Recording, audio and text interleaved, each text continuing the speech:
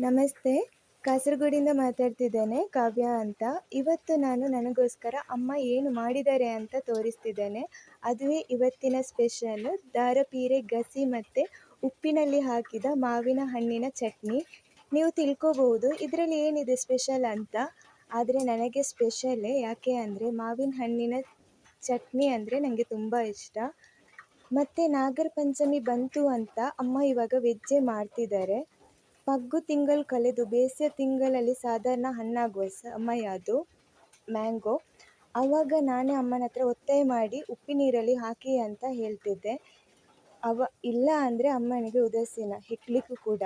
ಆದರೆ ಇವಾಗ ಮಳೆಗಾಲಕ್ಕೆ ತುಂಬ ಯೂಸ್ ಆಗ್ತಿದೆ. ಬೇಕು ಅಂದಾಗ ಚಟ್ನಿ ಮಾಡಿ ತಿನ್ನಲಿಕ್ಕೆ ಖುಷಿ ಆಗ್ತದೆ. ಅದು ಕೂಡ ಗಂಜಿ ಜೊತೆ ತಿನ್ನಲಿಕ್ಕೆ ಅಂತೂ ತುಂಬ ಖುಷಿ ಆಗ್ತದೆ. ಹಾಗೆಯೇ ಇದ್ರ ಜೊತೆಗೆ ಹಲಸಿನ ಹಣ್ಣು ಕೂಡ ಇತ್ತು. ಹಾಗೆಯೇ ಅಮ್ಮ ಹೇಳಿದರು ಒಂದು ಸೌತೆಕಾಯಿ ಇದೆ ಅಂತ. ಇದನ್ನು ತುರಿದು ಸಕ್ಕರೆ ಮತ್ತು ತೆಂಗಿನ ತುರಿ ಹಾಕಿ ಕೊಡ್ಲಾ ಅಂತ ಹೇಳಿದರು. ಅಷ್ಟೊತ್ತಿಗೆ ನನಗೇನೆ ಬೇಡ ಅಂತ ಅನಿಸ್ಬಿಡ್ತು. ನಾನೇ ಅಮ್ಮನ ಹತ್ರ ಹೇಳಿದೆ, ನೆಕ್ಸ್ಟ್ ಟೈಮು ಮಾಡಿ ಕೊಡಿ ಅಂತ. ನೆಕ್ಸ್ಟ್ ವಿಡಿಯೋದಲ್ಲಿ ತೋರಿಸ್ತೇನೆ ನಿಮಗೆ ಸೌತೆಕಾಯಿ ರೆಸಿಪಿದ್ದು, ನೋಡ್ತೀರಲ್ವಾ? Thank you.